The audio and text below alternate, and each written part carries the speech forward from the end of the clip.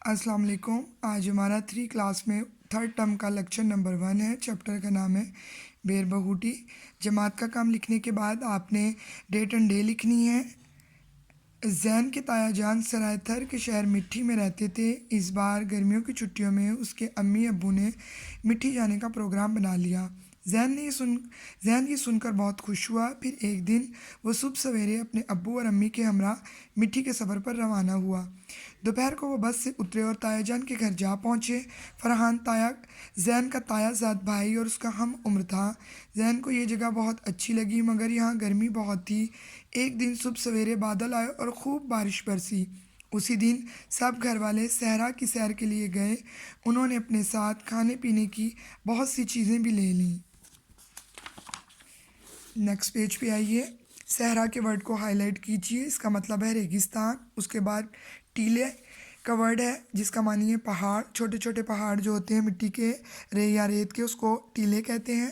صحرا میں پہنچ کر زین تو حیران رہ گیا۔ ہر طرف ریت کے ٹیلے دکھائی دے رہے تھے۔ یہاں لوگوں کے جھونپڑے بھی مختلف انداز کے بنے ہوئے تھے۔ مقامی زبان میں ان جھونپڑوں کو چونرا کہا جاتا ہے۔ یہ گول اور بہت خوبصورت تھے۔ صحرا میں بارش بہت کم ہوتی ہے، اس لیے بارش ہونے پر لوگ خوشیاں مناتے ہیں۔ گول اور مخصوص قسم کی جو جھونپڑیاں صحرا میں بنائی جاتی ہیں ان کو چونرا کہا جاتا ہے۔ یہ آپ نے یاد رکھنا ہے۔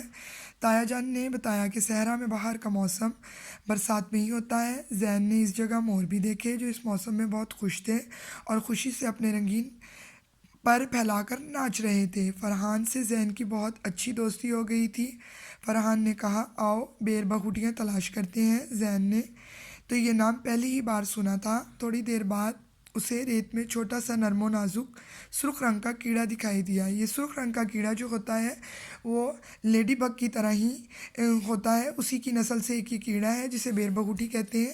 یہاں تک ریڈنگ کرنے کے بعد آپ نے اپنی نوٹ بک نکالنی ہے اور اس کے اوپر آج کی ڈیٹ اینڈ ڈے لگا کر بیر بہوٹی لکھنی ہے اور املا لکھنی ہے۔ اس کی املا کے ورڈز ہیں تھر، صحرا، جھونپڑے، ٹیلے، مخمل، رنگین، جسامت، مشتمل، معلومات، مفید۔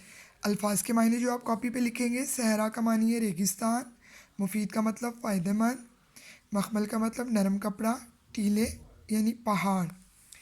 پھر آپ نے ایک اور پیج ریڈی کرنا ہے جس کے اوپر اپنے الفاظ کے جملے لکھنے ہیں جو بک پر مینشن ہے۔ اب آپ نے وہ اپنی کاپی پہ ریڈی کرنے۔ سفر، ہم نے لاہور کا سفر کیا۔ حیران، میں ریت کے اونچے ٹیلے دیکھ کر حیران رہ گیا۔ احساس، ہمیں وقت کا احساس ہونا چاہیے۔ خوبصورت، ہمارے ملک میں خوبصورت مناظر ہیں۔ شفا، اللہ تعالیٰ شفا دینے والا ہے۔ آپ نے اس کو اپنی نوٹ بک پر لکھنا ہے اور یاد بھی کرنا ہے۔